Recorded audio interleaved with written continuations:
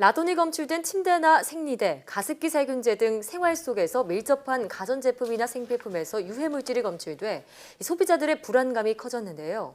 그 이후 소비자 제품의 안전성은 우리 사회에 큰 이슈가 됐습니다. 네, 그래서 오늘 과학 돋보기에서는 지속 가능한 나노 기술을 위한 방법에 대해서 알아보겠습니다.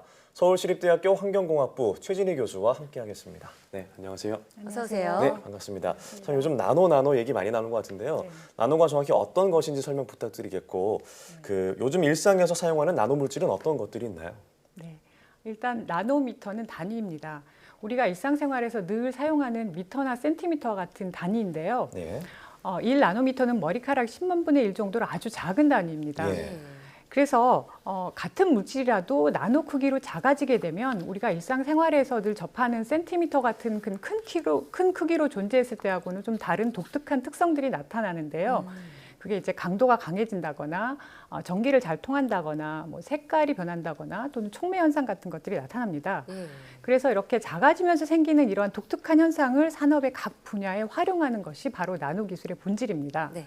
그래서 나노 기술은 지금 화학 소재나 자동차, 정보통신, 환경 바이오, 에너지 다양한 분야에 사용이 되고 있는데요.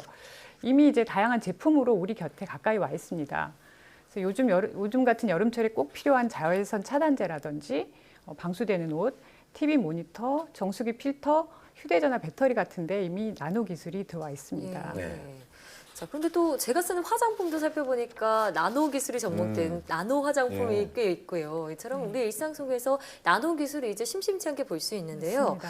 근데 우리나라는 실제로 얼마나 많은 나노 제품들을 활용하고 있을까요? 네. 굉장히 많은 나노 제품을 사용을 하고 있는데요. 예. 2018년도 이 산업통상자원부 조사를 보면 나노 융합 산업은 계속 증가를 하고 있어서 2017년에 이제 국내 나노 매출액은 145조 정도로 2015년에 133조, 16년에 135조 이런 식으로 계속 증가하고 있습니다. 네. 또 이런 매출액 이외에도 나노 융합 기업의 수나 고용 인원들도 계속 증가하고 있는 추세라고 볼 수 있겠습니다. 네, 정말 이렇게 우리 일상에서 나노 물질이 정말 많이 쓰고 있지만 예. 유해성도 존재한다고 들었습니다. 이건 왜 생기는 건가요? 네. 저희가 그 나노가 크기가 작기 때문에 나타나는 그 물질의 주요한 특성으로 이제 나노 기술이 주목을 받고 있는데요. 네. 바로 이 같은 특성 때문에 또 나노 유해성도 이제 문제가 되고 있습니다. 예. 그래서 동시에 크기가 작기 때문에 우리 몸에 더 쉽게 침투할 수 있어서 독성 유발 가능성도 더 커지게 되고 그렇기 때문에 이제 나노 기술은 양날의 검이라고도 합니다. 네. 그래서 특히 또 나노 물질은 이제 사이즈나 물질의 표면의 전기적 화학적인 특성을 쉽게 변화시킬 수가 있고 네.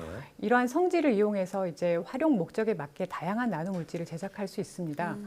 그런데 문제는 이러한 다양한 물리화학적 특성 변화에 의해서 나노 물질의 독성 잠재력도 달라질 수가 있다는 것입니다. 예. 예. 그럼 그런 물리화학적 특성 변화에 따라 나노 물질의 독성의 잠재력이 달라질 수 있다면 이 독성 테스트 보통 화학 물질을 쓸 때 꼭 검사를 하잖아요. 이 독성 테스트를 해야 하는 경우의 수도 더 많아지겠다는 생각이 드는데요. 네, 그렇습니다. 나노 기술 같이 신기술이 이제 빠르게 개발되고 있는데요. 이런 신기술이 안전함지를 검증하는 기술은 아직 너무 느려서 네. 검증의 속도가 신기술의 개발 속도를 따라가지 못하고 있습니다.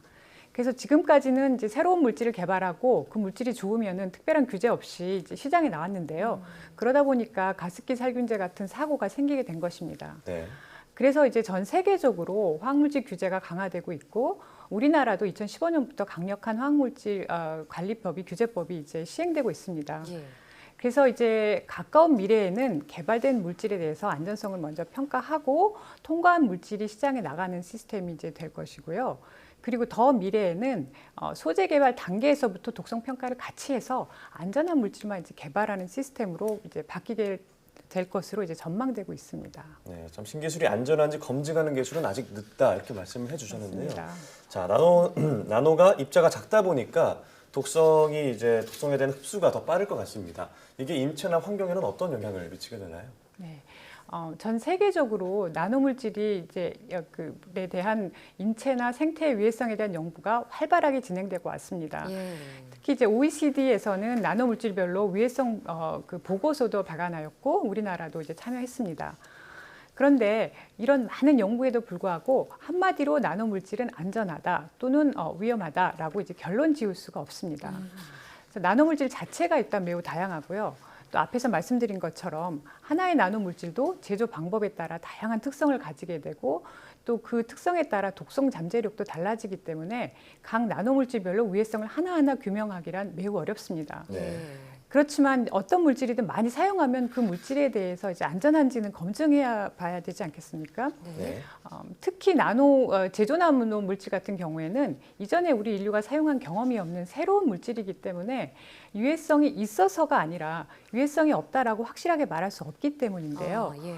그래서 어느 정도 검증한 후에 활용하는 것이 바람직하다고 생각을 합니다. 네. 그래서 환경에서는 이런 접근법을 사전 예방주의 원칙이라고 하는데요. 이것은 이제 비단 나노물질뿐만 아니라 우리가 많이 노출되고 있는 다른 화학물질에도 이제 해당이 된다고 볼 수 있겠습니다. 네.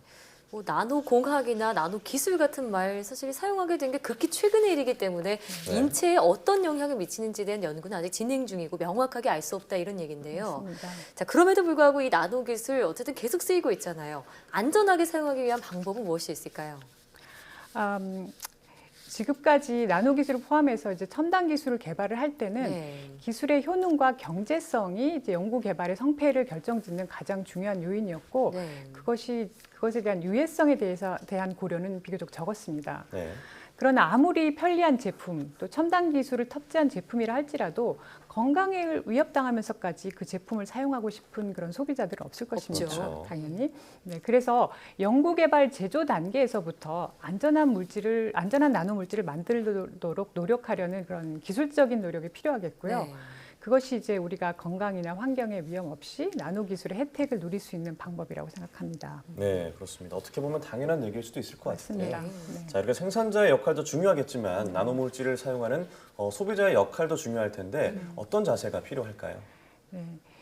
우리가 제품을 선택할 때 이제 꼼꼼하게 이제 보고 선택하는 것이 중요할 것 같습니다. 네. 시민들이 이제 불편함을 좀 감수하더라도 일회용품 같은 것들은 좀 자제를 하고 좀 네. 귀찮아도 독성이 검증된 제품인지 잘 따져봐서 이제 살펴보고 구매를 하고 또 조금 비싸도 친환경적인 제품을 구매한다면 친환경적인 제품이 시장에서 잘 팔리니까 네. 기업에서는 비용을 들여서라도 친환경적인 나노 제품을 많이 개발할 것입니다. 예.